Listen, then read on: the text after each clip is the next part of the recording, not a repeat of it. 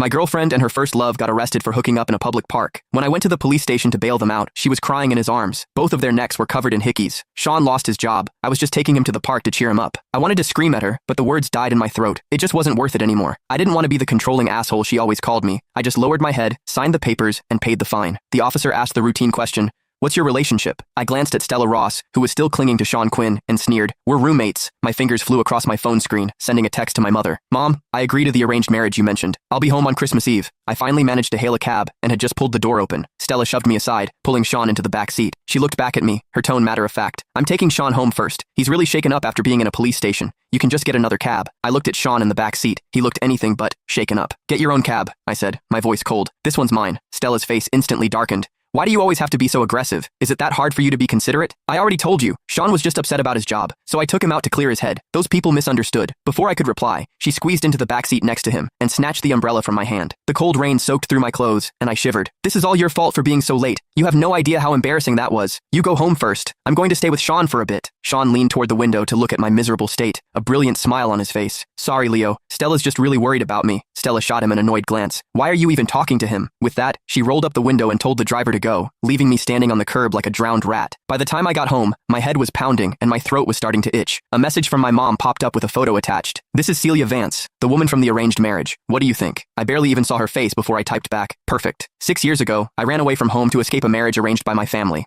I left everything behind and came to Viridia alone. I was broke, with no friends or family. At my lowest point, I met Stella. She had just graduated and was miserable at her job. She took me back to her small rented apartment. I thought I had found true love. For the 6 years we were together, I gave her everything. I helped her climb from a junior employee to a top executive in her company. I was the ghostwriter behind every one of her project proposals, the silent partner in every assessment. But every time I worked up the courage to propose, she'd make an excuse, telling me to wait a little longer. And this is what I got for waiting. Her, cheating on me with Sean. Now, I was done waiting. From under the coffee table, I pulled out a crumpled booklet. It was a collection of flight stubs from Viridia to the UK. The last one was dated 3 days before Sean returned to the country. Sean had been studying in the UK all these years. All those missed anniversaries and Valentine's days, she had used business trips as an excuse to be with Sean. And I was the fool who believed her, thinking she was genuinely too busy. It was after midnight when Stella came home. I woke up the moment her cold body pressed against mine. The acrid smell of sex mixed with men's cologne clung to her, making my stomach turn. I grabbed her wandering hand. "I have a fever," I said coldly. Her hand froze for a second before she pulled it back, her voice laced with impatience. What a buzzkill. She didn't say anything else, just rolled over with her back to me, pulling the blanket with her. A cold draft washed over me, making my feverish body feel even colder. In the darkness, the faint glow of her phone screen flickered, punctuated by a few stifled giggles. I closed my eyes and pretended to be asleep. When I woke up, Stella was actually making breakfast. In all our years together, even when my stomach ulcer acted up and I begged her for a bowl of porridge, she'd complain that anything delivery could solve wasn't her job. She wasn't my maid, she'd say. I emotionlessly